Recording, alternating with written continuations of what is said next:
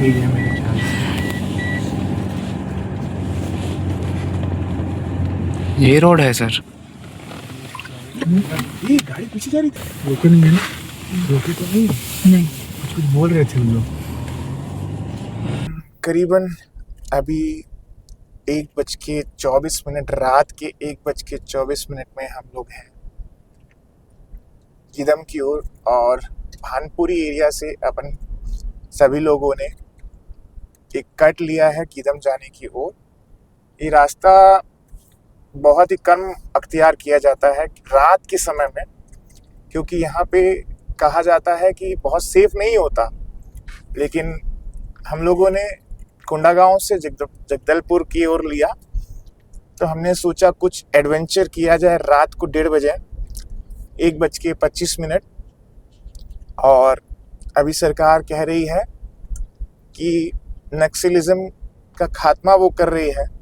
अब पता नहीं नक्सलिज्म का खात्मा कर रही है कि इसमें अर्बन नक्सलिज्म को लाने का एक प्रयास भी एक हो सकता है, क्योंकि लोग कह रहे हैं कि बस्तर को ख़त्म करने की साजिश है।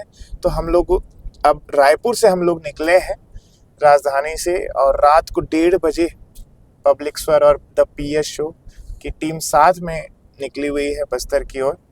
और बस्तर की हर एक चीज़ों का हम बहुत नज़दीक से हमारी टीम को भी देखना चाह रहे हैं, दिखाना चाह रहे हैं। बस्तर क्यों जाना जाता है अपनी परंपरा से, अपनी वादियों से, अपने एटमॉस्फेयर से, माहौल से, और कई जगह तो सड़कों से भी हमको बहुत ज़्यादा सामना करना पड़ा दिक्कतों का।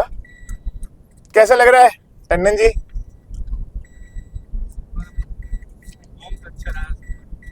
रात को 1:30 बज रही है। आप ऐसा मत सोचो कि कैमरा है आपके सामने। आप जस्ट ऐसे फील करो कि जो ये रास्ता है, जहाँ पर इतनी ज़्यादा आप देखिए कि आपको किसी की भी हलचल यहाँ पे नहीं दिखाई देगी। एकदम सुनसान, मतलब परिंदा भी यहाँ पे पर नहीं मारता हुआ दिख रहा है। इसलिए नहीं कि रात को 1:30 बज रहे हैं, बल्कि इसलिए कि रास्ता बेहद गंभीर माना जाता है। गड़िया से होकर के कोडेनार की ये रोड है। रात को 1:30 बजे 2 बजे हमें मना किया गया इस रोड से आप मत जाना, लेकिन हम लोग जानबूझ करके जा रहे हैं। कैसा लग रहा है टंडन जी? रोड बहुत ही कहा जाए रोचक समय है ये। रोचक समय है। हाँ, और इस तरह का सफर मेरे लिए पहले बार है। बस्तर का जी दौरा। बस्तर मैं जानना चाह रहा हूँ सर, इस रोड में कोई घटनाक्रम हुआ है ऐसा भविष्य में? देखो, यहाँ पे कहा जाता है कि कई ऐसी गतिविधियां हुई है जिसके चलते रात को यहाँ पे आने के लिए मना किया जाता है कई बार। आप देखो, इसीलिए यहाँ पे डेवलपमेंट के नाम पे कुछ नहीं हो पाया। हालांकि सरकारें ये दावा करती है कि नक्सलिज्म रूढ़ा है विकास के, लेकिन अपने काम नहीं करने का बहाना भी है ये कि नक्सली है तो यहाँ पे काम नहीं हो सकता। लेकिन आप देखो, ये ऐसा सुदूर जगह है, सुदूर ग्रामीण इलाका है, जहाँ पे विकास का भी यहाँ पे नहीं पड़ता हुआ दिख रहा है हम लोग को। तो अभी गड्ढे में हमारी गाड़ी चल रही है और हम लोग बेहद परेशानी से यहाँ पे, मतलब क्योंकि बस्तर में मैं रहा हूँ, आज भी मैं 15-20 सालों से बस्तर को मैंने जहाँ देखा था, आज भी बस्तर वही है। ये नक्सलिज्म के कारण नहीं है, बल्कि सरकार की छोटी सोच के कारण हम कह सकते हैं। क्यों ऐसा क्यों?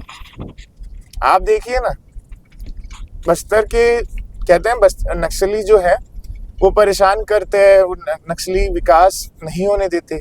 क्या किसी नक्सली ने कोई शहर पर किसी व्यापारी पर हमला किया क्या? नहीं, बिल्कुल नहीं।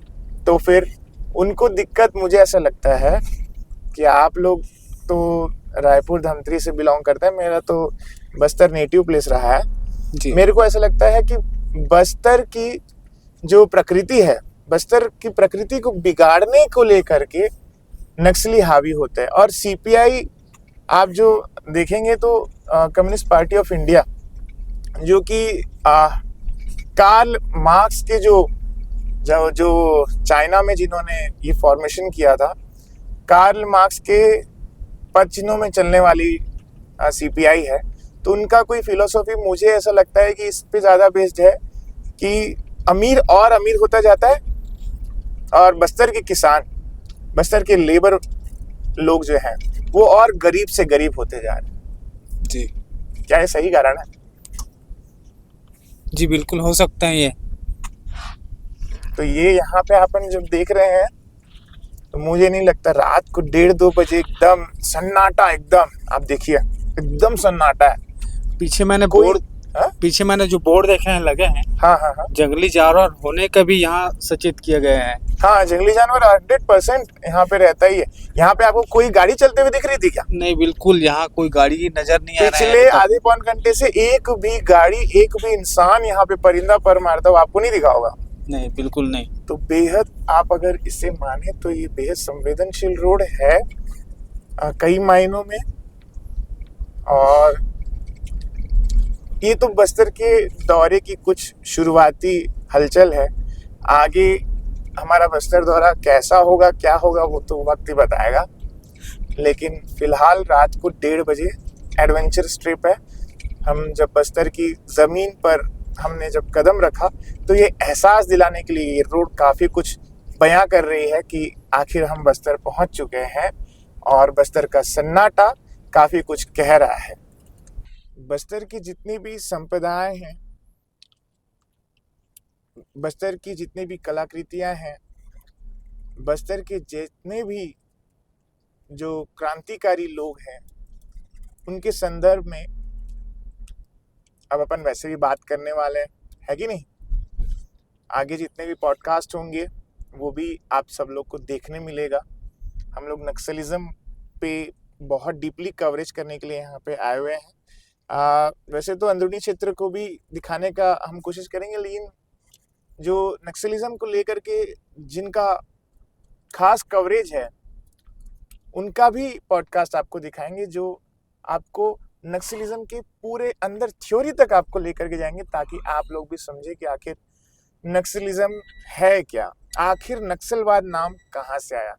आपको ये भी बता दूं कि नक्सलवाद नाम कैसे पड़ा, कहाँ से पड़ा, इसकी पूरी थ्योरी मैं आपको पब्लिक स्वर में ही बताऊंगा। एक वीडियो मैं पोस्ट करूंगा और उसके लिए हम यहाँ पे आए हैं हर एक चीज़ को देखने के लिए। बस्तर को हम हर एंगल से देखने का प्रयास करेंगे और जो हम देखेंगे वो आपको आने वाले 4 से 5 दिन, 10 दिन में आपको बस्तर को दिखाने का प्रयास करेंगे। आप हमारे साथ बने रहिए बस्तर की अंदरूनी तस्वीर को देखने के लिए। Thank you so much.